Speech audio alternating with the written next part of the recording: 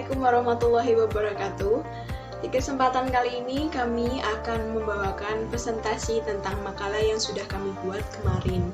Sebelumnya, perkenalkan dulu kami dari Universitas Muhammadiyah Surakarta, Prodi Pendidikan Guru Sekolah Dasar dari kelas 4G. Nama saya Milanisha Novianti, NIM 273, dan teman saya Muhammad Yusni Fatah, NIM 280. Judul makalah kami adalah Pendidikan Inklusif di Sekolah Dasar, Penyelenggaraan Pendidikan Inklusif di Sekolah Dasar, Desain Kurikulum Pembelajaran. Baik, langsung saja kepada materi yang pertama, yaitu pengertian desain kurikulum pembelajaran yang akan disampaikan oleh rekan saya. Di sini saya akan menjelaskan pengertian desain kurikulum pembelajaran. Desain adalah rancangan, pola, atau model. Mendesain kurikulum berarti menyusun rancangan atau model kurikulum sesuai dengan visi dan misi sekolah. Tugas dan peran seseorang desainer kurikulum menentukan bahan dan cara mengembangkan kurikulum yang baru sesuai dengan kondisi lingkungan pendidikan. Materi berikutnya yaitu tentang gejala dan faktor penyebab yang ada di dalam kurikulum pembelajaran. Desain kurikulum pembelajaran merupakan tahapan sistematis pengembangan paket pembelajaran menggunakan teori belajar dan teori pembelajaran untuk menjamin terwujudnya pembelajaran yang berkualitas menunjang mutu pendidikan. Proses yang dimaksud meliputi analis kebutuhan dan tujuan belajar siswa, pengembangan sistem penyampaian untuk mencapai tujuan itu sendiri. Dalam submadinata ada 3 faktor yang memengaruhi pengembangan kurikulum. Yang pertama yaitu perguruan tinggi, yang kedua masyarakat, yang ketiga yaitu sistem nilai. Sedangkan faktor-faktor lain yang memengaruhi pengembangan kurikulum diantaranya filosofis, psikologi, sosial budaya, politik, pengembangan negara, dan perkembangan dunia. Yang terakhir yaitu ilmu dan teknologi atau IPTEK. Ada 8 prinsip ketika akan mendesain kurikulum.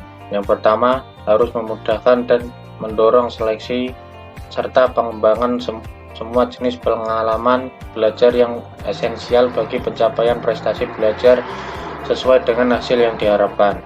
Yang kedua, memuat berbagai pengalaman belajar yang bermakna dalam rangka merealisasikan tujuan-tujuan pendidikan khususnya bagi kelompok siswa yang belajar dengan bimbingan guru. Yang nomor 3, harus memungkinkan dan menyediakan peluang bagi guru untuk menggunakan prinsip-prinsip belajar dalam memilih, membimbing, dan mengembangkan berbagai kegiatan belajar di sekolah. Yang keempat, harus memungkinkan guru untuk menyesuaikan pengalaman dengan kebutuhan, kapasitas, dan tingkat kematangan siswa. Yang nomor 5, harus mendorong guru mempertimbangkan berbagai pengalaman belajar anak yang diperoleh di luar sekolah dan mengaitkannya dengan kegiatan belajar di sekolah.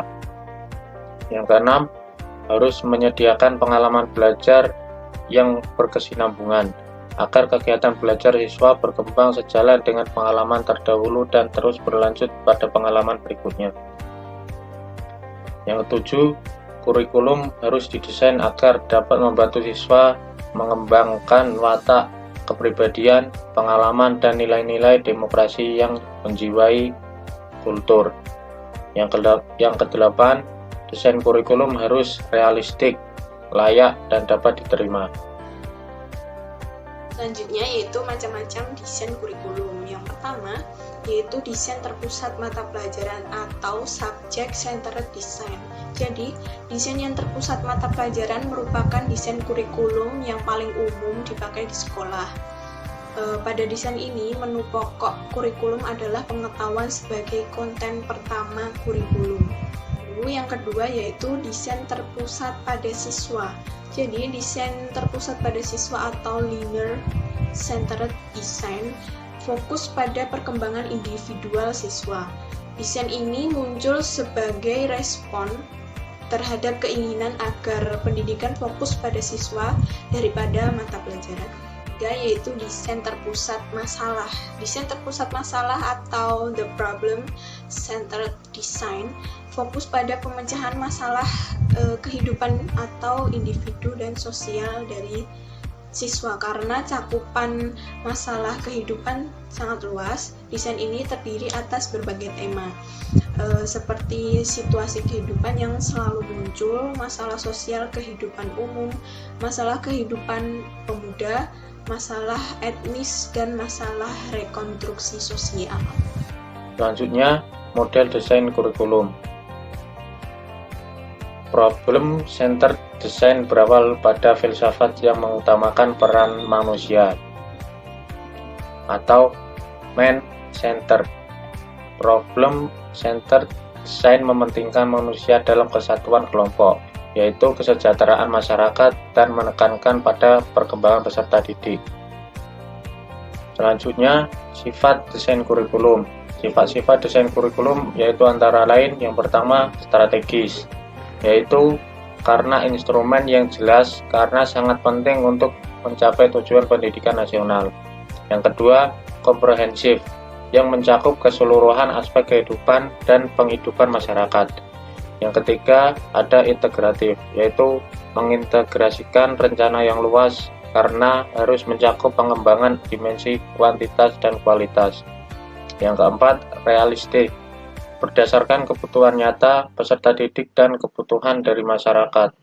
Yang kelima, humanistik, menitik beratkan pada pengembangan sumber daya manusia baik kualitatif maupun kuantitatif. Yang keenam, futuralistik, mengacu jauh ke depan dalam merencanakan masyarakat yang lebih maju.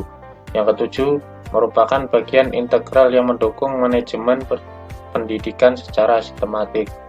Yang kedelapan, perencanaan kurikulum mengacu pada pengembangan kompetensi yang sesuai dengan standar nasional. Yang kesembilan, berdiversifikasi, yaitu untuk melayani keragaman dari peserta didik.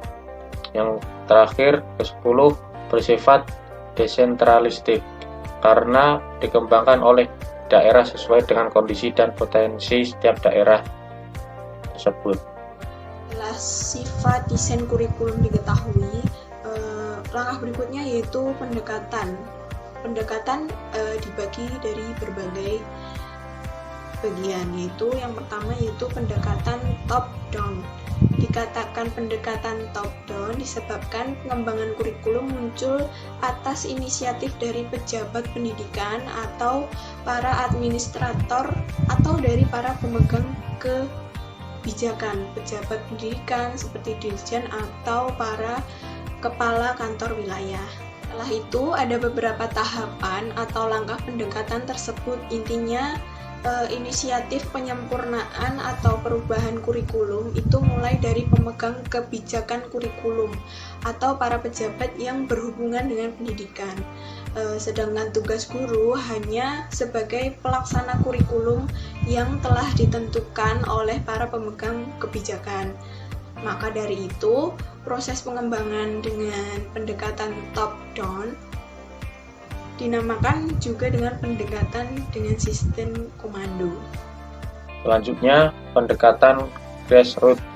Dalam pendekatan grassroots ini, inisiatif pengembangan kurikulum ini dimulai dari lapangan atau dari guru yang berperan sebagai implementator, kemudian penyebar pada lingkungan yang lebih luas. Maka dari itu, pendekatan ini dinamakan juga dengan pengembangan kurikulum dari bawah ke atas. Oleh karena sifatnya yang demikian, maka pendekatan ini lebih banyak digunakan dalam menyempurnakan kurikulum atau kurikulum improvement. Walaupun dalam skala yang terbatas, mungkin juga digunakan dalam pengembangan kurikulum yang baru atau kurikulum construction. Disimpulkan bahwa desain kurikulum pembelajaran adalah rencana pembelajaran yang harus dilakukan oleh guru dan juga siswa dalam proses pembelajaran. Dan desain pembelajaran yang bisa digunakan diantaranya subject centered design, learner centered design, dan problem centered design.